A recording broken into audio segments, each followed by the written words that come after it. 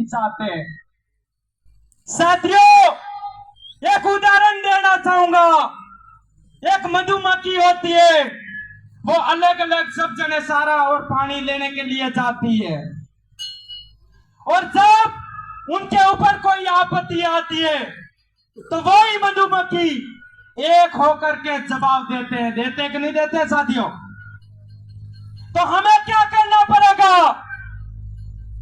यह 9 अगस्त के उपलक्ष्य में यह बात बताना चाहूंगा कि हमारे पूर्वज, हमारे बाप दादा जिस तरीके से एकता का जवाब देते थे, उसी प्रकार हमें एकता का जवाब देना होगा साथियों।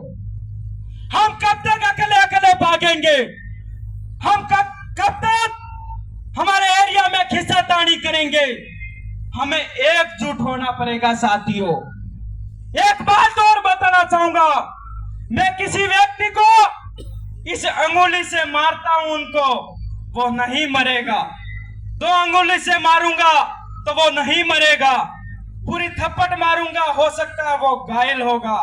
अगर मैं इस मुट्ठी को बंद करके मेरे में जितनी ताकत है वो लगा करके सही जगह देता हूं तो वो है पूछा काम हो जाता है। तो हमें सबसे पहले ये हाथ की अंगुली सब अलग अलग है, मुट्ठी के तरह एक होना पड़ेगा।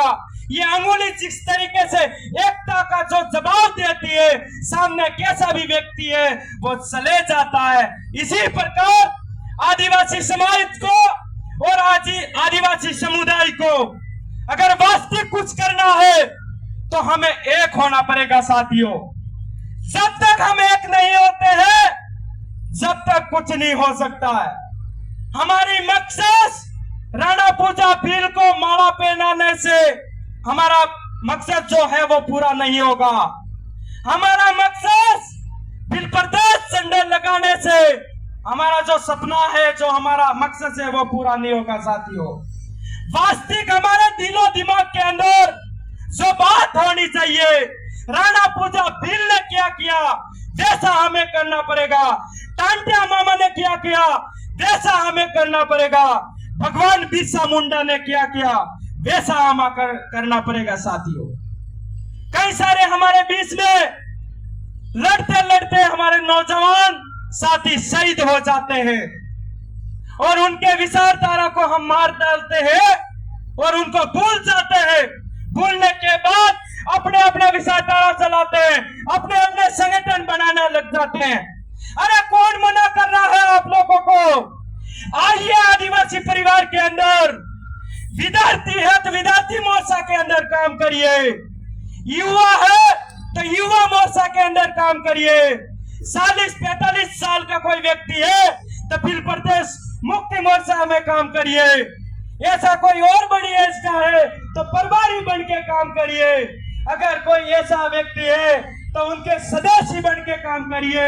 मैं आपको एक ही संदेश देना चाहूंगा, हम सब यहाँ बैठे हुए कोई बड़ा नहीं कोई छोटा नहीं, हम सब बराबर है और आदिवासी परिवार के बेटे हैं। आज से ये सोचना पड़ेगा साथियों। हमें आदिवासी परिवार का विजन बुक को समझना होगा और आदिवासी परिवार के विचारों को समझना होगा साथियों, तब जाके हम एकता में आएंगे। बाकी यहाँ से उदयपुर जिले वाले हमें कहेंगे हमें उदयपुर आना है, हम कहेंगे उदयपुर क्यों जाएंगे? तो साथियों, हमारा सब कुछ कहाँ से होता है?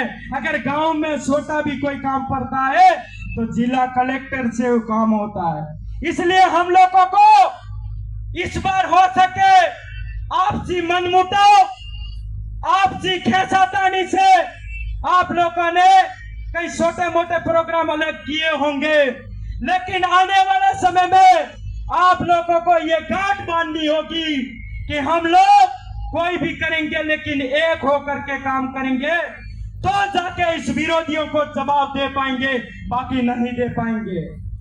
हमें समय मुझे बहुत कम मिला है और जितना मिला मेरे लिए उतना काफी है साथियों। 2 मिनट और लेना चाहूंगा और उसी 2 मिनट में मेरी बात को मैं खत्म करूंगा। साथियों, बात बताना चाहूंगा। कुछ लोग हमें कहते हैं भारत देश के आदिवासियों को वनवासी कहते हैं।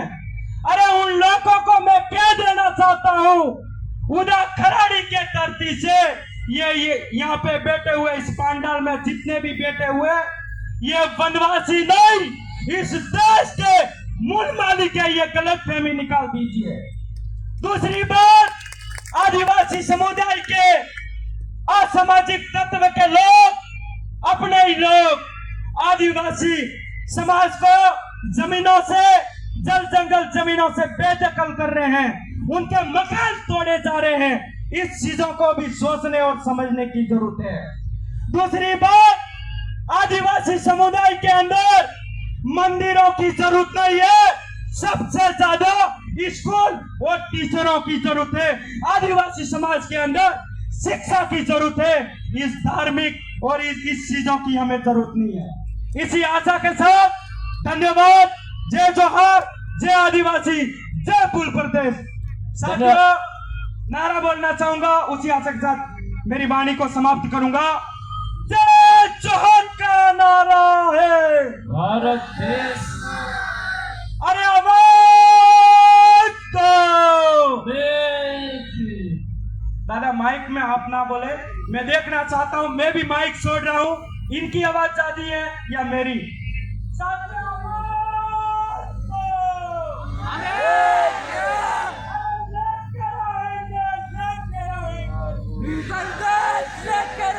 अरे लेके रहेंगे, लेके रहेंगे, लेके रहेंगे। अरे फिर प्रदेश के वास्ते, फिर प्रदेश के वास्ते। बहुत बहुत धन्यवाद आप सभी को। जय जोहार, जय आदिवासी। धन्यवाद, बहुत बहुत धन्यवाद।